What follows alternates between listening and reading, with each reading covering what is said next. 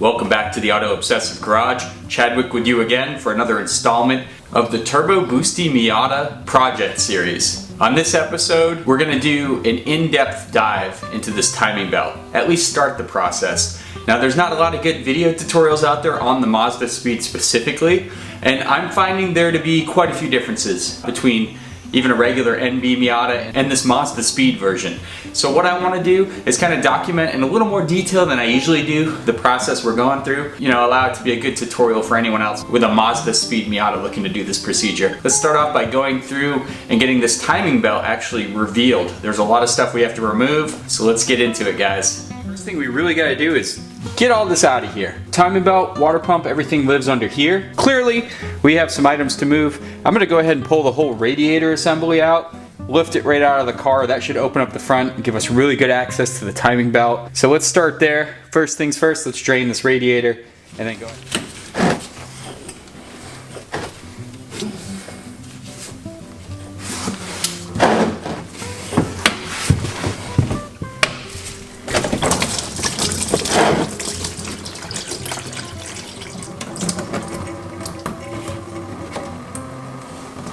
The radiator drained of all its coolant. It's time to get the radiator ready to be pulled out. Something you don't want to miss before you start yanking on it are the two fan electrical connectors. So you'll see those pretty easily. Sorry, it's tricky with the lights, but you can see it right down here in the front of the fan area. Down under here, you can see the wiring here. Something to be aware of, okay, it's a dual fan setup, so you know you're doing this on each side. But also, these are zip tied from the factory, and then, well, it's not really a zip tie, it's kind of a clamp with a plastic clip that goes into the fan shrouding. So you're gonna have to disconnect this as well as just the clip. Don't undo the clip and think you're good and then yank this thing up. So go ahead and undo it here, undo the clip itself back here. Also, of course, probably gotta disconnect this upper radiator hose, and then we should be able to pull the unit out.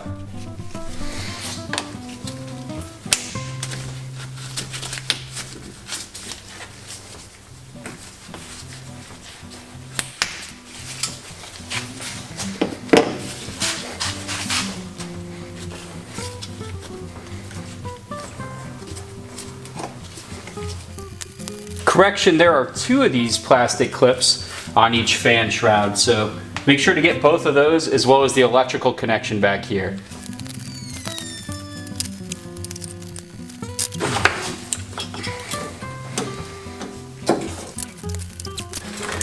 They come up with a little bit of a fight. Don't be shocked about the amount of force you have to put into it. Just don't pull on the wires and obviously don't twist. Go ahead and remove these brackets that actually hold the radiator in place. These bolts are 14mm. You need to remove these to remove the bracket. You're also going to want to disconnect the overflow hose coming out of the radiator top. And now we should be able to pull the radiator out. I always do a couple little mini pulls before fully committing to yanking it out, just in case I miss something, just in case they have a wire or a vacuum line or who knows what routed under there and connected to this. You never know, someone could have zip tied something a while back, so just always give it a few tugs to make sure it's good.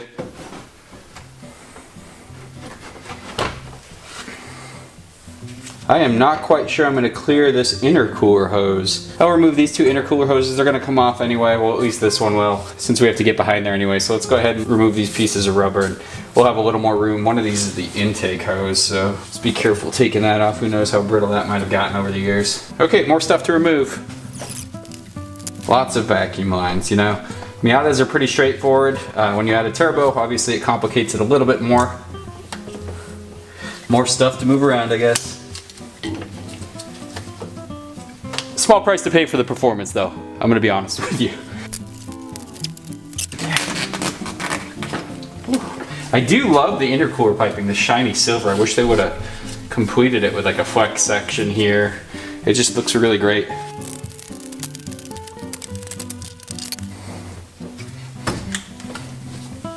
What's fun is this lamp is turned upside down. I think it's because the points would have been too high on the hood, so it makes it a little more fun to reach.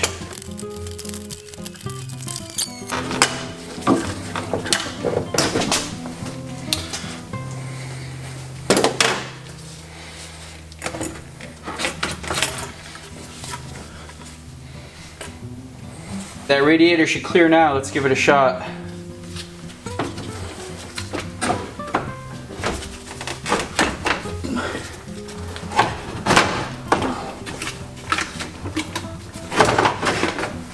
Ta-da! Any of you that have done jobs similar to this know how important space is. Room to work, whether it pull off stuck pulleys or just trying to get a good angle. It's gonna be hard when I try to pull off that harmonic balancer and all that stuff. So that little bit of time going into removing the radiator freed up some serious real estate. I mean, look at this. And that's the floor down there. Obviously I need to remove all this. I think some of this is vacuum lines, so like the intercooler. Obviously the thermostat's in here too. But once I get all of that off of there, I'll have about 10 inches between what I need to work with all the pulleys and everything and the actual condenser for the AC. So that is just, look at that. That is friggin' awesome. I'm super pumped. I would never, ever have anyone try to attempt this without removing that. You're just gonna add more time. It literally only took 15 minutes to remove the radiator tops. A move well worth it. Cool, let's pull the rest of this stuff off and then have access to everything we need to get to. So far, so good. All right, let's go ahead and get all this mess out of here so we can see the whole front of this engine. My goal is to keep everything here, so when I remove this whole mass of vacuum lines, coolant lines, and everything else going in here, that we have less stuff dangling in the way. So I want to pull this off as a giant chunk. Just to kind of explain my madness a little bit. Boy, this is way more complicated than a regular Miata. I'm going to go ahead and say that now.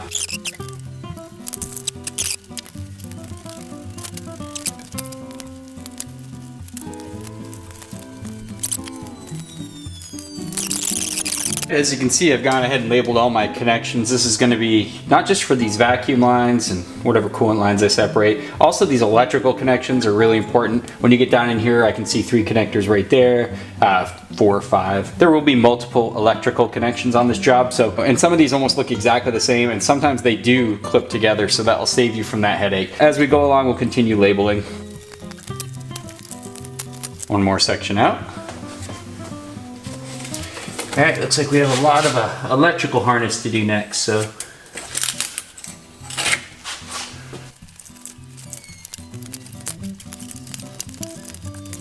Almost messed up my alphabet there. That would have been embarrassing, wouldn't it? What comes after H? Oh, it's been one of those weeks, one of those weekends, guys. All right, we are cleaning house under here. You can't see it, but the final 2 connectors that are inside of this wiring loom go around to the MAF sensor. So I'm gonna go ahead and unclip those and pull those through. That shouldn't be too hard. Hopefully they're not clipped onto too much stuff back here. Oh, of course, there's more sensors. I just wanted to cover something with a little more detail that's pretty tough. Now, if you're trying to remove this wiring, which I'm doing right now, hopefully. Perfect. This connector here is horrible. So this goes to the top of your power steering pump, and it's hard enough to get an angle on it if you haven't removed these pipes. In retrospect, I probably could have removed them, but I'm trying to remove as little as I have to. You simply grab on really hard. There is a little pinch point here at the top. Pinch that with as much force as you can and pull straight up. Now this whole wiring thing is free to move around. We're getting there, guys. Now we can simply move this whole wiring ordeal right out of our way. How about that? That makes life a little easier. And put the screw back in so we don't lose her. Just like we did here. That has another bolt hidden kind of down behind there. All right, and now we can start disconnecting the thermostat area where it comes out of the engine here. Probably gonna be a little more coolant in there, so a good idea to move your drip pan over a little bit to catch all this coolant that's gonna come out. There are a couple coolant lines, little rubber hoses here, that do connect to the thermostat area. So go ahead and loosen those off, pull those off. Again, you're probably gonna see some coolant come out too. There's that coolant we talked about.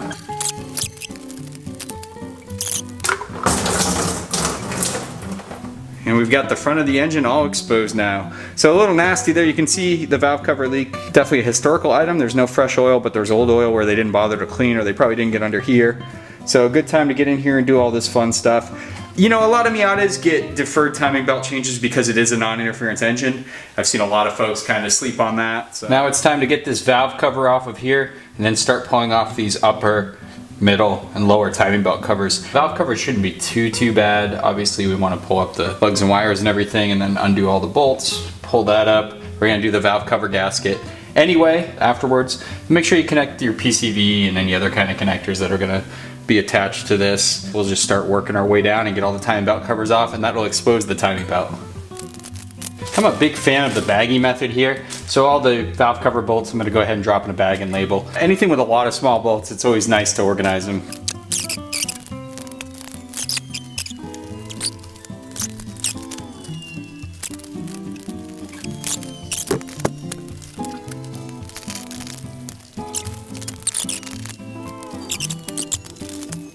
Okay, change of plan, guys. We couldn't take our shortcut.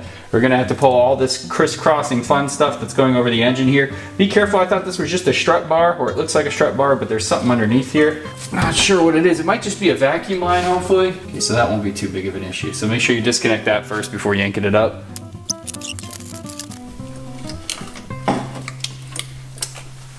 How ingenious is that?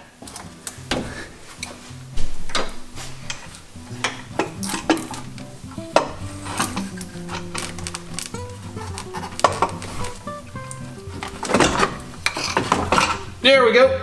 Oh, really clean under here. Look at that. We have to replace all the spark plug tubes and everything anyway. Oh, gaskets all look new. Someone was in here. Let's get these timing belt covers off.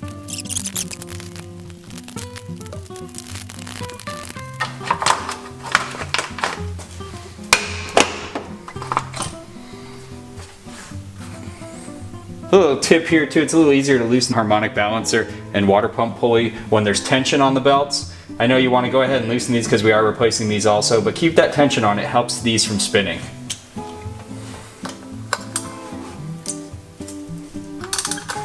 And it's still spinning. Things have escalated a little bit. As I try to get these bolts out of the water pump pulley, the whole pulley assembly and belt moves. Combination of things there. Maybe a belt not properly tightened and it is wet. So it's just simply sliding over the crank pulley. So maybe my impact will be quick enough to get it loose. Perfect.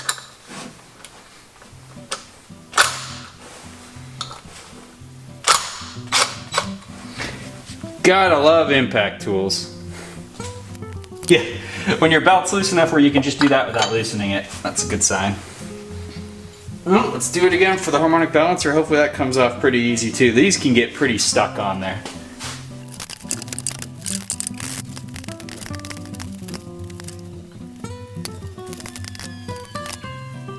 Yeah, the harmonic balancer can get on there pretty hard. I'm gonna loosen up the belt tension right here and just simply back this bolt out. It's a combination. You gotta loosen another bolt and then back that out, and that belt will have some slack on it. Okay, again, we're gonna get some slack on this line. This is the little tensioner right here for the belt.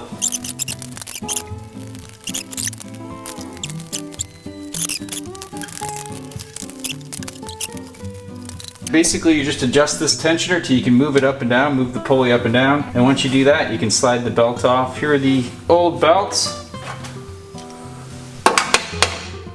As you can see, that is pretty rough looking, so good time to change all these. Don't skip over the small stuff, guys. Alright, with the belts off, let's try to pull this harmonic balancer. Very rarely have I ever seen these slide right off. And even rarer that you left a bolt on. There are 4 bolts. Unlike the water pump pulley, there are 4 bolts on the harmonic balancer. Sometimes you get to that point in the job where you just need to get a little rest. I think we're about there today.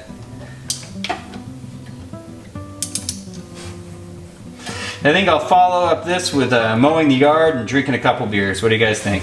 Sounds like a game plan to me. Would have been pretty impressive if I could have pulled the harmonic balancer off with that bolt on there, huh? Jeez, guys. All right, let's see if this nice little harmonic balancer comes off. Oh yeah, look at that. Isn't that nice? That is nice. Beautiful. And don't forget its little backing plate here.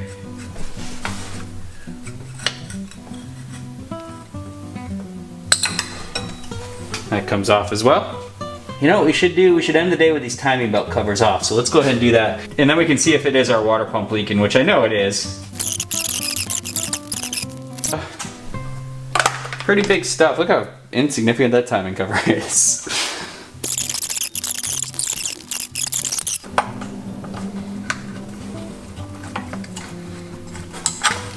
Oh, there we go, guys. We have full access now.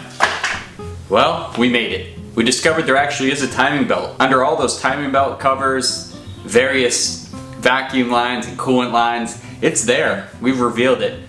So tune in next week where we're gonna go ahead and get the rest of the items out of that area. We're gonna go ahead and pull the water pump, tensioner, idler pulley, all that stuff. Actually pull the timing belt. That'll be pretty fun. And of course with that comes that really nasty crank bolt. I'm sure that's gonna be fun to remove. So tune in next week. We'll go ahead and get those items taken care of. As we move towards the end, the goal of replacing the timing belt and water pump and every other seal that could possibly leak oil there. So we've got 2 cam seals, we've got the crank seal. We're gonna replace all that while we're in there. It takes so much time to get to this stuff. You might as well do everything while you're in there. Thanks for tuning in on this episode, guys. We'll catch you next time when we get back under the hood of this Miata.